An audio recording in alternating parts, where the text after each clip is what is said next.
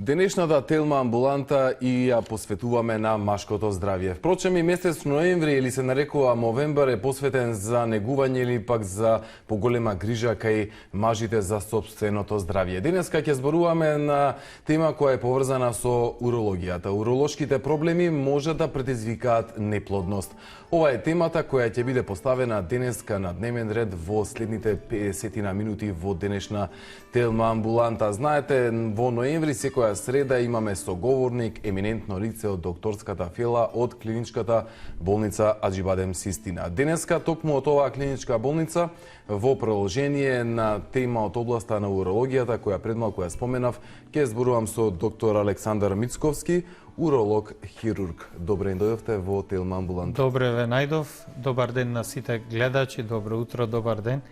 Пријатна атмосфера овде во студио на телевизија Телма, драго ми е што ме поканивте. Да, и мене ми е мило што ќе зборуваме на една ваква тема која кај многумина е се уште табу тема, многумина од машката популација и се уште не се одлучиле да заминат на уролог, на преглед, па од тука и се наметнува само по себе прашањето кои се најчестите проблеми поради кои мажите бараат преглед кај уролог. Најчестите проблеми поради кои мажите бараат преглед кај уролог, ние ги разграничуваме спрема возраст. Машкото здравје, рековме месец на машкото здравје.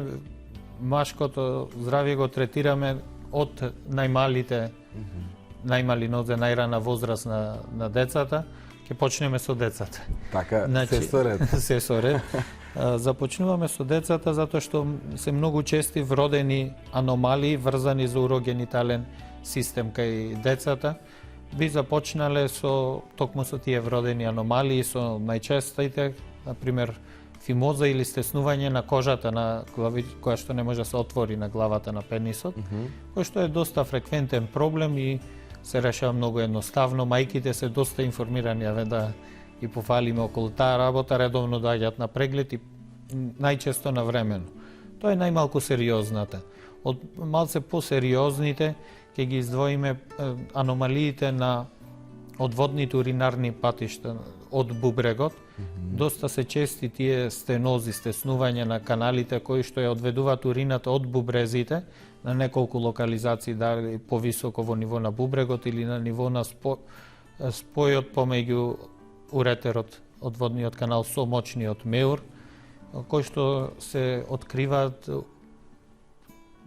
по современите болници уште додека детето е во утробата на матката, на мајката, и се оперираат, се лекуваат оперативно. Многу рано во тек на првата или меѓу првата и втората година од животот. Да ги споменеме тука и доста честите хипоспадии. Што е хипоспадија? Хипоспадија е аномалија на отворот на каналот, на мочниот канал, која што наместо на врвот на пенисот, тој отвор е поместен поназад. На неколку локализации, може на телото на пенисот или па многу назад во дело помеѓу пенисот и тестисите. Скротумот, да, помеѓу пенисот и тестисите, што е аномалија што успешно ги оперираме во Систина, е доста тешка аномалија, оди заедно со вентрална курватура, ние го викаме, тоа е искривување на самото тело на пенисот, е доста свиткан. Се коригира и мочниот канал, се доведува отворот на самиот врв, онаму каде што треба да биде, и искривувањето на пенисот и кожните деформитети на кожата кои што одат пропратно со оваа аномалија, која што е доста комплексна и една од најкомплексните во детската урологија, која што успешно, морам да кажам дека многу успешно се лекува. И важно исто така да споменеме при една ваква интервенција, дали функционирањето си е нормално и не се соочуваат тие индивидуи со било какви проблеми, било при мокрење, било при останати. Токму така. Индикација за операција не е само козметски изглед на пенисот, туку со таа операција пред се добиваме еден функционален орган кој што нема никакви проблеми во тек на животот, било за уринирање, било за неговата функција во оплодување на партнерката. И затоа е голем апел да овие работи се оперираат најчесто меѓу првата и втората година од животот, заради психичка траума на детето, кој што е така по захтевна операција и постоперативниот тек е врзан со носење на катетер и така натаму, што е доста трауматски за децата.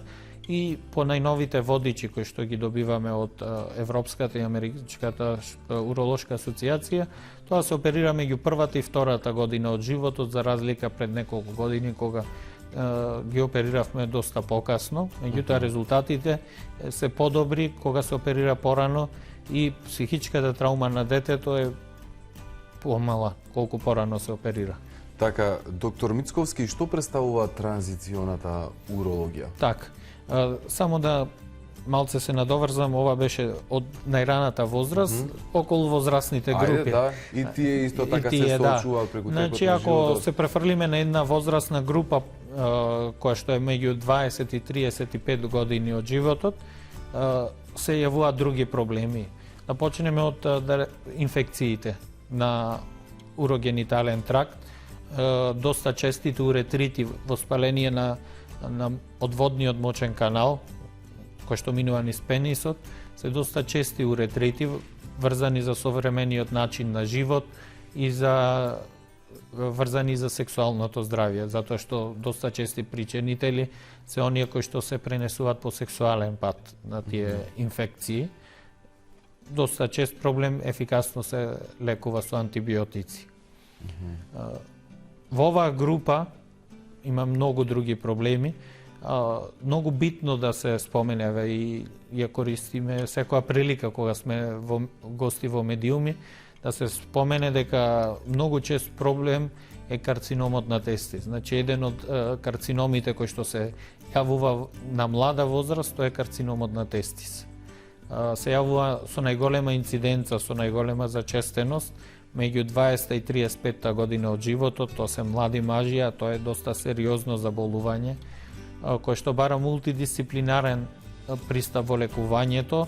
Значи, лекувањето хирушко се надополнува со лекување врзано за онкологија, значи радио и хемотерапија или радио или хемотерапија, зависно од типот на карциномот, ги има многу. Едни се осетливи на зрачење, на радиотерапија, другите се осетливи на хемотерапија.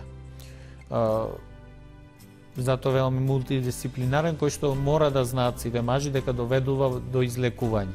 Меѓутоа резултатите се многу подобри кога се открие порано, а се открива многу лесно. Тестисите се достапни за преглед, за палпација и само преглед. Секое затврднување на тестисот треба да биде знак да веднаш се јават на уролог. Тоа е првичен симптом дека нешто неприродно или невообичаено се случува? Апсолутно. Секое затврднување на пенисот, на тестисите, кој што не боли. Значи не боли. Кога боли се сомневаме на инфекција, значи на тој дел од гениталиите. Меѓутоа кога не боли, а има затврднување, е еден од посериозните знаци што треба веднаш да го доведат пациентот кај уролог, да се почне на време терапија и велам во огромен процент, над 95%, завршува со излекување со современата медицина, со тоа што во современите болници тој мултидисциплинарен пристап опфаќа и смрзнување на сперма, која што може покасно да се употреби за оплодување, затоа што таа радио или хемотерапија, посебно хемотерапија, лошо влие, многу лошо влие на квалитетот на спермата кај мажот. Тоа е таа средна возрастна група и уште да споменеме постарата возрастна група, повозрастната, каде што доминираат поискусните, така е. Доминираат проблеми со простатата, дека почнуваат и многу е важно, еве на кратко да споменеме, дека симптомите од зголемување на простатата се исти кај бенигното зголемување на простатата, кое што е многу почесто, се тотално исти со карциномот на простата. Значи, симптоматски не може пациентот да направи разлика дали тие симптоми врзани за мокрење, ноќно мокрење, ослабен млаз, чекање на млаз, напнување за мокрење, чувство на недоиспразнетост, ургентни нагони за мокрење, сето тоа е почесто е еднакво кај бенигна простатична хиперплазија, бенигно зголемување на простатата и карциномот, значи малигнитет на простатата. За разграничување во која група ќе биде пациентот, помагаат уролошките прегледи, ректалниот преглед со прст, значи палпирање, опипување на простатата, ПСА маркерот, простатичен специфичен антиген, кој што се испитува многу едноставно лабораториски. Со примерок од крв како за крвна слика, што веднаш не усмерува во кој правец треба да го лекуваме пациентот. Така, ќе се навратиме, докторе, и на понатамошниот дел од симптоматологијата, но и за причините, диагнозата, па на крај за терапијата и лекувањето. Транзициона урологија, која што многу паметно ја споменавте, е една нова дисциплина на урологијата. Секаде во светот, еве и кај нас веќе се работат и докторати на таа тема. Е дел од урологијата, многу интересна нова дисциплина, која што се занимава со транзицијата на одредени аномалии или проблеми кои што ги има мажите во детска возраст, како тоа се одразува на нивното функционирање во адолесценцијата и адултната возраст, значи по старите возрасти. Например, што би се случило со една операција на хипоспадија, каде што ќе се случи компликација на постара возраст, ќе се примети компликација на постара возраст, како например компликација како стеснување на каналот или фистула,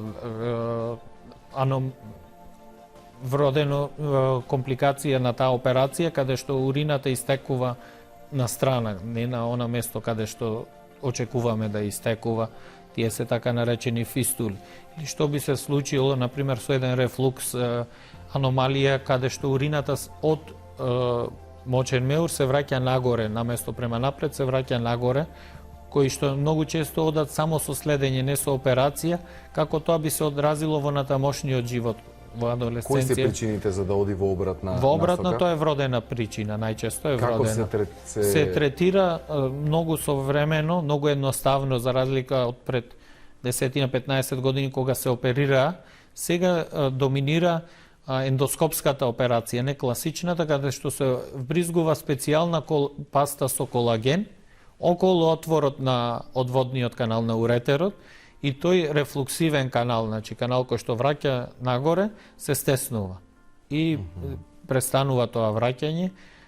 Доста современо, затоа што бара кратка анестезија и хоспитализација од само еден ден. Значи, ако денес се оперира, до вечер или наредниот ден може да си оди детето. И тоа е коригирана комплетна аномалија. А пак, кога би останала некоригирана или недетектирана, незабележана, таа се манифестира успат, да кажеме, со симптоми најчесто на уринарни инфекции и застој во бубрегот, пошто се враќа урина према горе.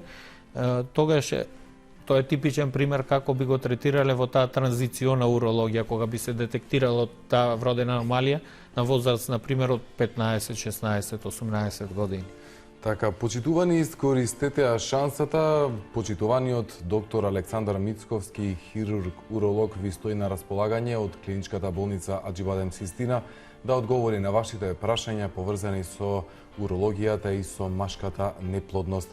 Докторе, често пати се зборува за неплодност кај жени. Според светските статистики, неплодноста некако се процентите се 50-50 и кај мажи и кај жени. И кај мажи и кај жени, многу точно. Како се третира еве машката неплодност?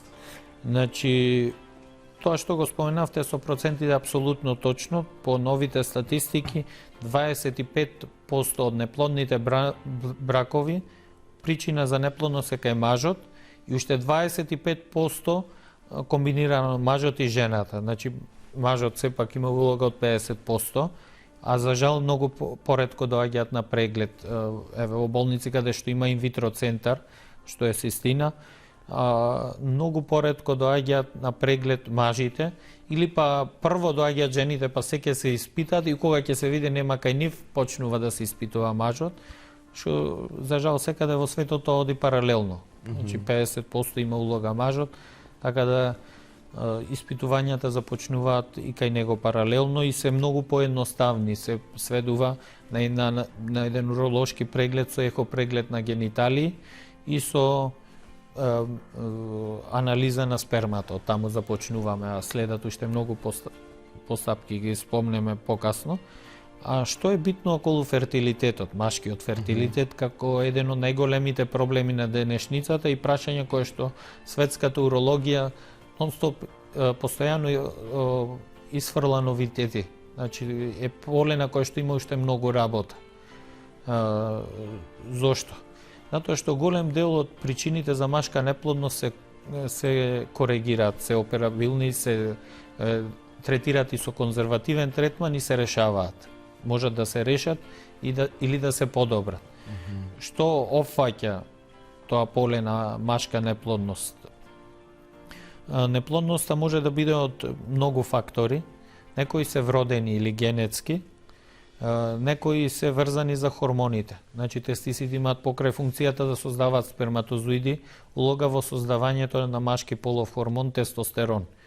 Затоа викаме дека некојаш проблемите со покрај со фертилитет, со создавање на сперматозоиди се комбинирани и со создавање на машкиот полов хормон, еден многу битен хормон, а цела таа функција на создавање на сперматозоиди и на хормони е контролирана од хипофизата. Значи сето тоа се испитува да се најде на кое ниво е проблемот и на тоа ниво може да се делува. Не е нешто што еве се случило и така ќе живееме, туку може да се третира. Третата причина се покрај тие генетски и некои вродени аномалии, како например неспуштен тестис или неспуштени два тестиси во детството, кои што се оперирале или не се оперирале на време, може да резултира со лош квалитет на спермата. Зошто? Затоа што тестисите кога се на нормална позиција во кесето, во скротумот, има 2 степени до 3 пониска температура него што е нашата телесна температура. И таа температура е идеална, таа пониска температура е идеална за идеално функционирање на сперматогенезата, процесот на созревање на зрели и квалитетни сперматозоиди. Потопла средина ќе им штети? Ќе им штети. И затоа кога тие се горе во каналот се изложени на 2-3 степени повисока температура него во кесето. И затоа е индикацијата да тие се спуштат што порано. Кога почнав да учам урологија пред 13-14 години, ги опериравме децата до 4 до 5 години возраст.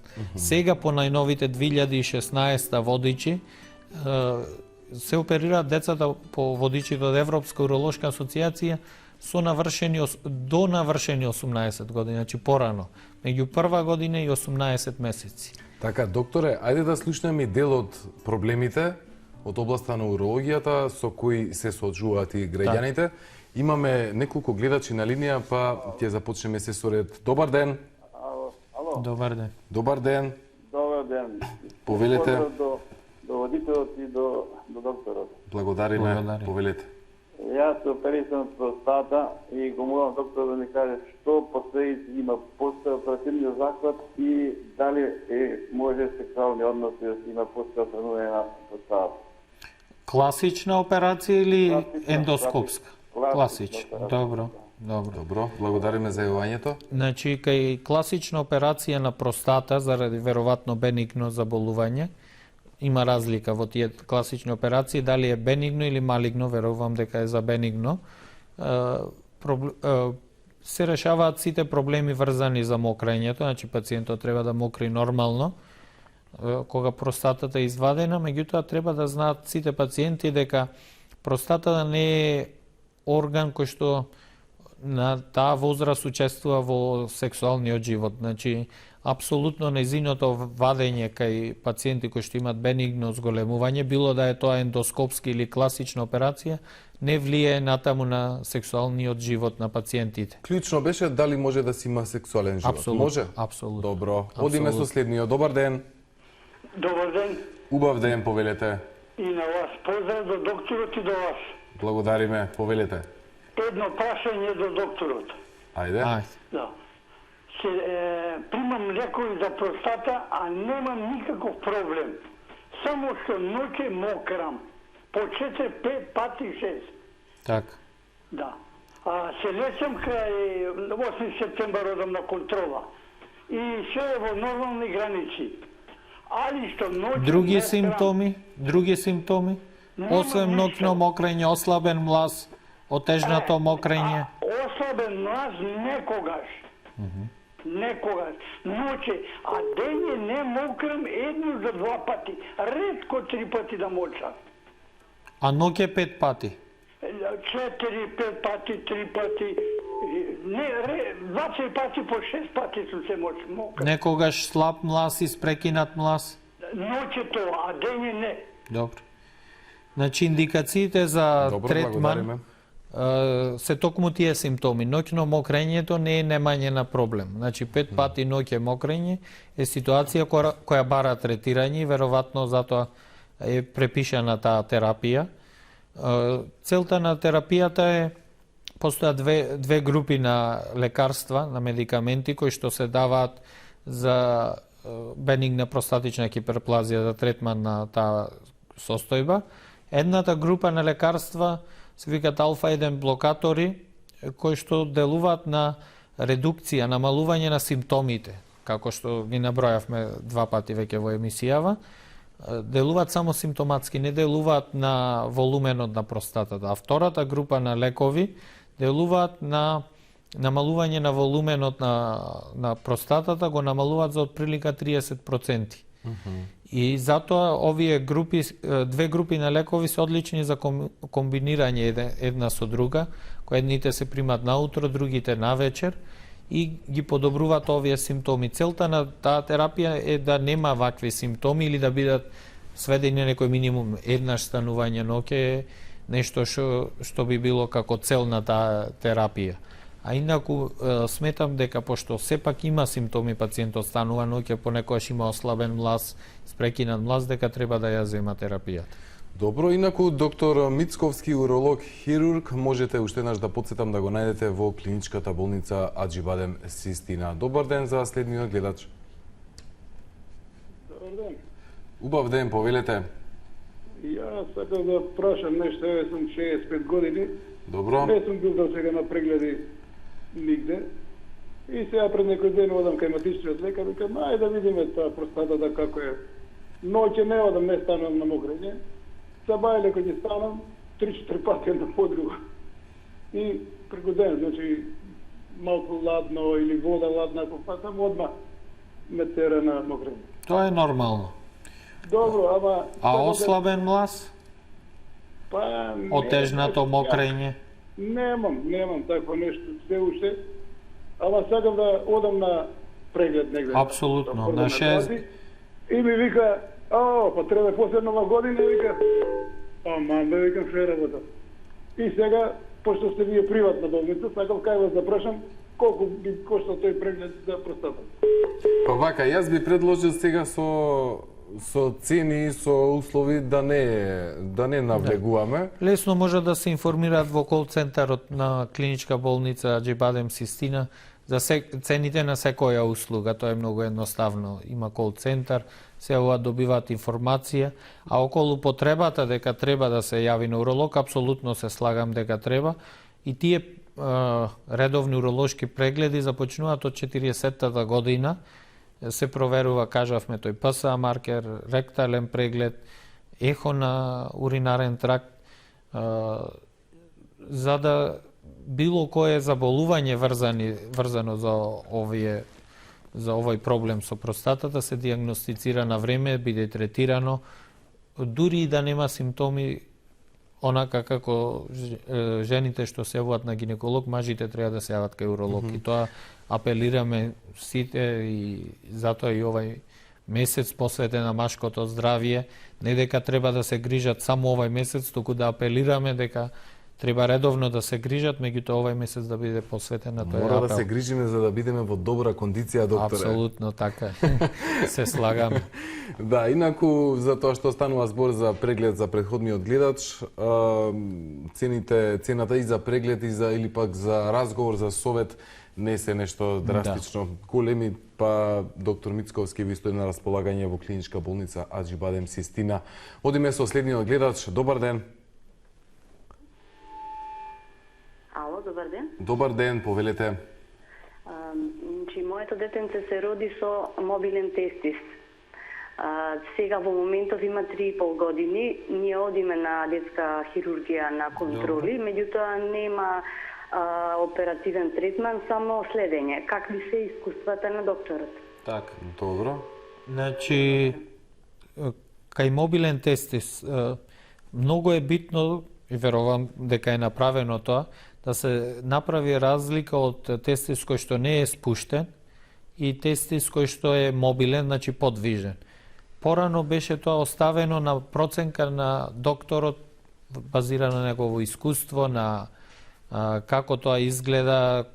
Сега има точно дефиниран критериум кога еден тестис се смета за мобилен и треба да се следи, да се контролира, како што претпоставуваме кај детето на гледачката кој што се јави. Мобилен тестис е тестис кој што може да се спушти до дното на скроталното кесе, на скротумот на кесето, и таму да остане барем 2 секунди без да се ретрахира, без да се повлечи према горе. Тогаш велиме дека ако седи долу повеќе од 2 секунди, велиме дека тој е мобилен и со тек на животот, ако се спушта де горе де долу, може да се следи и да се очекува без операција да се добие во пубертет спуштање на тестисот. Меѓутоа, во спротивно, ако тој не може да се спушти до дното на скроталното кесе и е горе во кесето, во каналот, подолго него што е долу, тогаш заради превенција на проблеми врзани за квалитетот на спермата подоцна во животот, се препорачува оперативно спуштање. Меѓутоа, тоа кажавме по водичите од Европска уролошка асоциација од 2016 година, тоа се завршува до 18-тиот. Може и покасно, не. Така, докторе, идеално е до 18-тиот месец. Затоа што веќе ги почнавме и дел од интервенциите, па и третманите и така натаму, кога станува збор во делот за урологијата, било за пенисот или тестисите, кои услуги ги дава клиничката болница Ажибадем Систина кога станува збор за неплодност кај мажите? Така. Кога еден пациент дојде со проблем со неговата плодност, хипофертилитет или намален фертилитет, намалена плодност, започнува се со еден разговор. Треба да се информираме за неколку фактори, како што е пушење, како што е претходни операции на тестиси, ги спуштавме, неспуштени тестиси, исто голем причинител за неплодност кај мажите. Потоа се информираме за евентуална професионална изложеност на зрачење, пред се на ионизирачко зрачење, на рентген зраци. Се информираме за генетски предиспозиции, се прави кариотип, анализа на генетска карта на мажот, на хромозомите. Фамилиарно стебло, што се вели. Апсолутно се прави генетска карта. Има многу испитувања врзани за таа цитогенетика на мажот, така се вика тоа поле.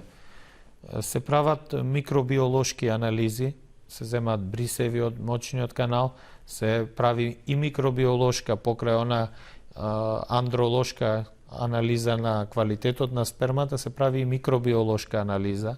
Микробиолошка анализа на тие брисеви од мочниот канал. Голем причинител, она што се информираме од анамнезата на пациентот, од она што тој го кажува, е дали некојаш во животот прележал заушки. Вирусот на заушки знае, поготово ако се преболат заушките во некоја адолесцентна возраст, во пубертет па и адолесценција, тогаш многу често може да бидат вирусот да ги нападне и тестиси, да бидат причинител за намалена плодност или неплодност кај мажот. Тоа е она што се информираме од пациентот. Правиме ехо преглед, ултразвучен преглед на тестиси, во кој што со колор доплер, тоа е најсовремено, се анализира волуменот на тестисот, квалитетот на неговиот паренхим, на неговото место, да кажеме, на тестисот, и се прави една доплер проценка дали има проширени вени на левиот тестис. Ги споменувам тие проширени вени затоа што се еден од најголемите, најчестите причинители за машка неплодност или намалена плодност, кои што може да бидат коригирани. Многу едноставно во современата урологија, тоа се коригира лапароскопски. Лапароскопска варикоцелектомија со минимална инвазивност и со одлични резултати. Зошто вените ги споменуваме? Тие ги има кај 10 до 15% од општата популација, од секој маж кој што случајно ќе дојде на уролог, може во 10 до 15%, што е многу, да очекуваме случајно да откриеме варикоцела. А пак кај оние мажи кои што имаат барем минимално оштетување на квалитетот на спермата, кај 30% се очекува да се најде варикоцела, што е голема бројка, значи секој трет можеме да најдеме варикоцела и затоа се посветува големо внимание и на тој преглед. Од останатите услуги кои што ги нудиме покрај еден врвен центар за инвитро, се тие анализи на спермата, микробиолошки анализи, хормонален преглед. Значи сите хормонални анализи се исто така битни, се испитуваат 4 хормони кај мажот кои што се вклучени во овај процес на фертилитет.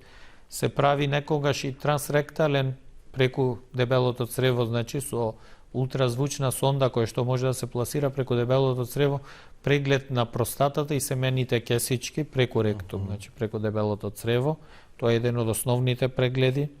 Па потоа, еве, ова цитогенетска лабораторија, во однос на фертилитетот покрај она инвитро, се овозможува и банкирање на сперма, како што и треба да знаат гледачите кај пациенти кои што не можеме на друг начин да помогнеме да најдеме сперматозоиди, од тие инвитро услуги овозможуваме оплодување со сперма од непознат дарител, од реномирана светска банка за сперма, на легален начин, како некој начин на оплодување со непознат дарител, така се вика тоа. Така да тука е еден комплетно заокружен круг во смисла на диагностиката, од операции врзани за неплодност, практично ги работиме сите можни операции. Еве ќе ја спомениме варикоцелектомијата, лапароскопска, која што веќе ја кажавме. Тука би следела и тестикуларната биопсија. Што подразбира? Значи, тестикуларна биопсија е земање на парчиња од паренхимот на тестисот, под анестезија нормално, оперативно, со минимална инвазија, со минимален рез на двата тестиси, кои што во ист момент се праќаат на анализа во одделот за андрологија на инвитро одделението и во рок од сат време имаме резултати дали има сперматозоиди. Меѓутоа не само дали има, туку во истиот ден тие се криопрезервираат, се замрзнуваат и се чуваат и истите да се употребат за инвитро процес.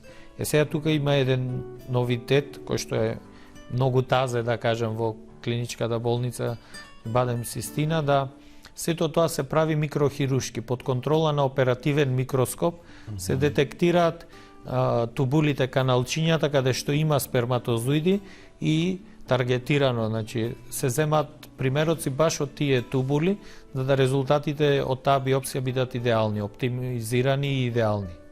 Што е новитет, тренд во светот, така наречено микротесе, така се вика, микрохирушки. Широка лепеза на има и можности. уште 2-3 микрохирушки такви операции.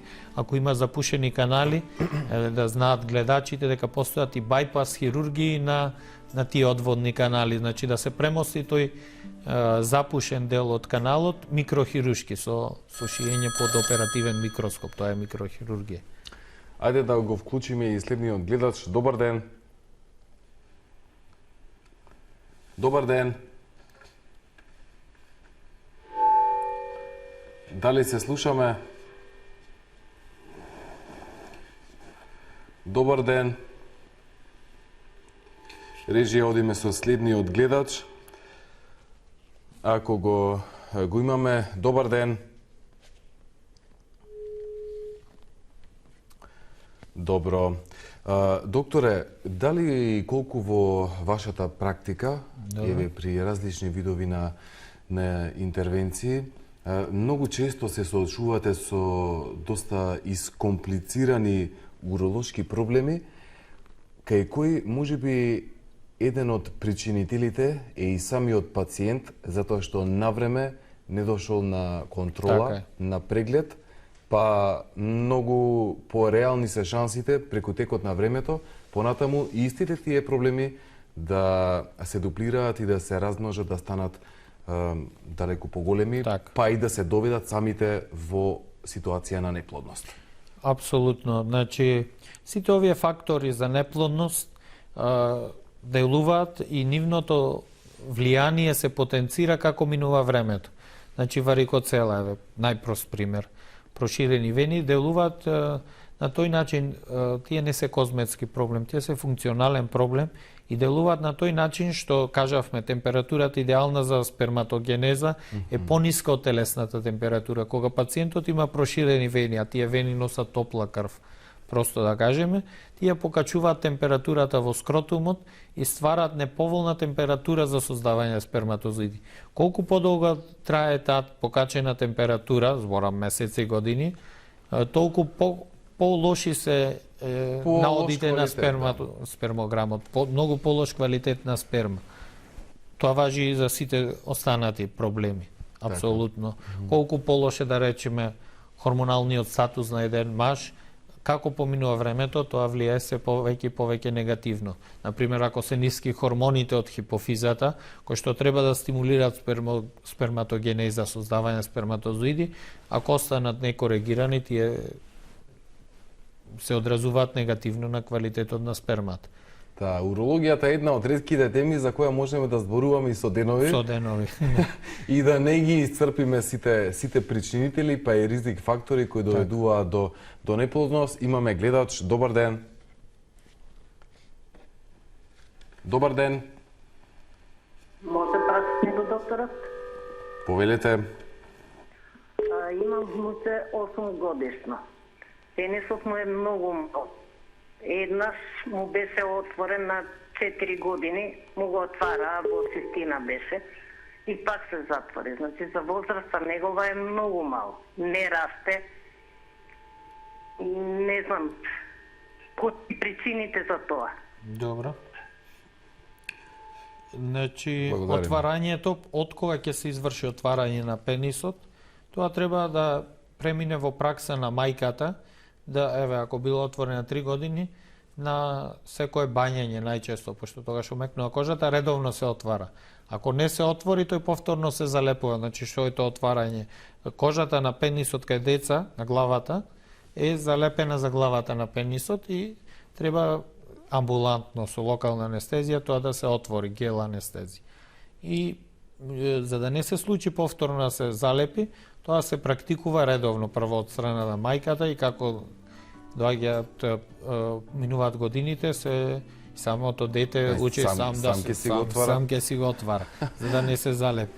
А околу големината на пенисот најчесто влијание негативно на големината на пенисот е самиот хормонален состав. Значи, пред да се постави диагноза дека е микропенис, многу често не се работи за микропенис, туку за една дистрибуција на масното ткиво, каде што има деца со поголема количина на масно ткиво во таа генитална регија и тогаш пенисот изгледа како пропаднат, значи потопен во масното ткиво. Дури има и диагноза, се вика закопан пенис или buried пенис, од англиска литература, се вика закопан пенис и тој е многу почест неголи прав микропенис, значи мал пенис.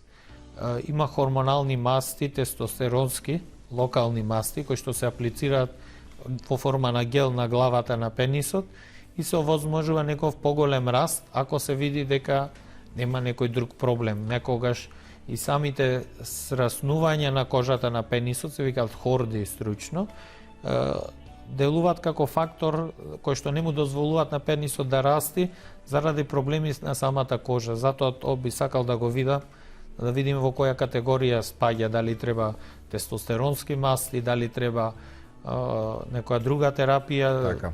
Еве за гледачката, доктор Мицковски ве очекува во клиничката болница Аџибадем Систина да изврши преглед на вашето внуче. Дали имаме гледач на линија? Ако имаме да го вклучиме во програма, да не чека. Добар ден. Ало. Повелете. Добар ден, поздрав до докторот и до емисијата. Поздрав. Вака, имам јас еден проблем.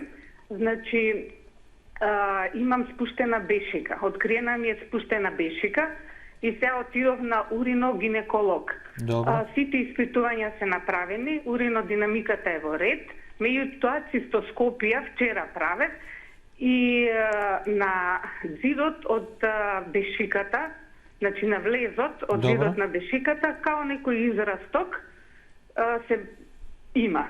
Добро. Сакам докторот да ми објасни дали е тоа нешто страшно, иначе имам 48 години.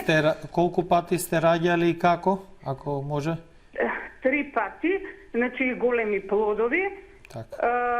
Многу битно. Малата керка 5 кг е родена. Спонтано? Спонтани раѓања? Да. Нормално, да. Добро. Нормално. Не беа карлично. А дали значи имате се гореш. симптоми, некојаш при кашлање да губите? Так, помалку. Да, значи, добро, обично јасно. кога ќе бидам и на стината, ама мене ми смета тоа што, например, подолго време кога ќе стојам и као да ме влече нешто надоле, као добро. тако осетима. Добро, јасно. Благодариме. И благодарам. Само краток коментар, нели му посетуваме внимание на машкото здравје, но ќе направиме исклучок за тоа за гледачката. Тоа е уролошки проблем и со право се јавува спуштена бешика или цистоцела врзана се врзува со симптоматски со тие симптоми на неволно губење на урина при кашлање, спеење, значи при состојби во кои што се зголемува притисокот во абдоминалната празнина, пациентките губат неволно урина и тоа се вика стрес инконтиненција, стрес затоа што се кашла при некој напор физички и така натаму. Тоа е всушност што е тој проблем. Ќе се навратиме после на тоа што го виделе при цистоскопијата. Значи, самото спуштање на бешиката и овај проблем на стрес инконтиненција на урина се врзува за пореметена статика на карличното дно, значи на оние мускули кои што ги држат карличните органи, која што пореметена статика најчесто се јавува и затоа ја прашав гледачката, кај пациентки кои што раѓале повеќе и вака големи плодови, заради травма, родилна травма на овие мускули, на карличното дно, се пореметува статиката и доаѓа до пропаѓање на бешиката, состојба која што се вика цистоцела, со манифестирање на симптоми врзани за неволен губиток на урината. Тоа се решава сега исто со помалку инвазивна операција, со поставување на тие така наречени трансвагинални траки, специјална мрежа, која што се става преку вагината, а нејзините краеви се извлекуваат на предниот стомачен зид и се врши суспензија, подигање на мочниот меур. Со операција, меѓутоа минимално инвазивна. Сега тренд е во светската урологија, се што оперираме да биде минимално инвазивно и ова ќе потенцирам TVT процедура, така наречена, минимално инвазивна и оди со еднодневна хоспитализација, со изворедни резултати, без никаков рез кој што може да се види или да смета. За другиот проблем што виделе израсток на мочниот меур, тоа се отстранува ендоскопски, значи преку каналот и се праќа на патохистолошка микроскопска анализа да се види кој тип е, дали е некој полип, дали е некоја воспалителна промена, пошто тие спаднати бешики многу често се гнездо за бактериски инфекции или пак е нешто посериозно. Во секој случај во истак на таа операција за суспензија на мочен меур предлагам да се изврши отстранување ендоскопско електроресекција на тој полип или израсток кој што не знаеме што е и да се испрати на патохистолошка анализа. Добар ден за следниот гледач. Дали се слушаме? Добар ден. Добар ден. Повелете. Добар ден. Во емисија сум? Да, во живо во програма. Така, докторот сакам да го прашам, лично за мене станува збор. Добро. Ја имам азоспермија, Добро. во која е правено биопсија на тестиси. Добро. И во едниот тестис не е најдено ништо, додека во другиот тестис се најдени незрели сперматиди. Добро. Сега, дали има некоја надеж за мене или Каде е правено тоа? Таа биопсија? Санте Плюс. Доктор Ѓорѓиев ми има правено. Добро. Немаше замрзнување, така? Молам? Немаше при таа процедура замрзнати зрели сперматозоиди. Немаше замрзнато зрели. А на која возраст сте? 33 години. 33. Добро. Кај такви пациенти, кај што се најдени некои сепак има сперматозоиди кои што се незрели. И такви незрели точно не може да се употребат за оплодување, меѓутоа може да се изврши така наречена хормонална стимулација или хиперстимулација со давање на хормони од хипофизата кои што ги ја стимулираат сперматогенезата, да се изврши една максимална стимулација и да се повтори биопсијата после 3 месеци стимулација со тие хормони, да се направи микроскопска биопсија, микрохирушка биопсија, микротесе, да се видат зони каде што има зачувана сперматогенеза и токму од тие зони да се земат парчиња. Да се провери, ако се најдат сперматозоиди, тоа е одлично, се замрзнуваат, барем еден е сосема доволен, барем еден сперматозоид е сосема доволен за инвитро, дај Боже да се најдат и повеќе. Ако не се најдат, тогаш постои единствена опција е ова оплодување со донаторска сперма. Меѓутоа да го посоветувам пациентот покрај ова што зборувавме да направи, постојано да го контролира и нивото на тестостерон. Значи тоа што може за себе да направи, неврзано за фертилитетот, да го проверува нивото на тестостерон, кое што паралелно со намалувањето на квалитетот на спермата може да биде и тестостеронот низок и да добива хормон заместител на терапија, значи хормонална терапија која што ќе го надополни тестостеронот. Ајде, имаме уште еден гледач и тоа нека биде и последниот за денеска, затоа што имаме и уште доста прашања, а времето ни е се пократко и пократко. Добар ден. Ало, добар ден. Убав ден, повелете. Би сакал да му поставам прашање на доктор. Ајде. Имам 63 години. Добро. Пред некое време на ехо имам како нешто тврдо на десниот тестис, како некоја циста или што е, ама кога отидов на уролог и каже не е ништо тоа може така да си тера и подолг период. Не е некако, да кажеме, опасна работа. А не ми даде никаква терапија, пијам танис. За простата, така? За простата пијам танис, ПСА-та ми е 2. Добро. Простатата ми е негде 3,1 и 4 тука негде. Што е 3,1-4? Простатата. Простата најчесто во грама се мери. Треба да е сигурно е на 20 грама, 3,4 нема таква простата. Нешто може должина ако мереле, меѓутоа се зема три мерки, должина, ширина и дебелина и се мери во грама простатата, големината на простатата. Добро. Верувам дека е измерено. А околу овај проблем со таа промена на тестисот, многу голема разлика има дали е цистична промена. Циста е, значи, меур во кој што има течност. И тоа е толку и точно е, тоа само се следи. Меѓутоа, мора да има разлика дали е некоја солидна промена, значи да има во таа промена да има материјал, да има паренхим и тогаш е опасно дека таа промена е нешто друго, дека не е цист. Пред да кажам дека не треба, дека не е страшно, треба да се проверат 3 маркери кои што се одредуваат кај пациенти со сомнение на тумор на тестис. Тие се алфа-фетопротеин, бета-ХЦГ и ЛДХ, тие се 3 лабораториски маркери, се одредуваат. Ако се тие мирни и на ехо промената изгледа како циста, тогаш е точно таа се следи на секој 6 месеци. Меѓутоа, ако на ехо е солидна промената, тогаш тоа не е дозволено да се следи, тоа треба да се дефинира дали е карцином. Да, благодариме за јавувањето. Подетално можете и да го посетите доктор Мицковски во клиничката болница Аџи Бадем Систина. Се надевам дека сте задоволни од одговорот, затоа што И целиот го одговоривме, Да. нели?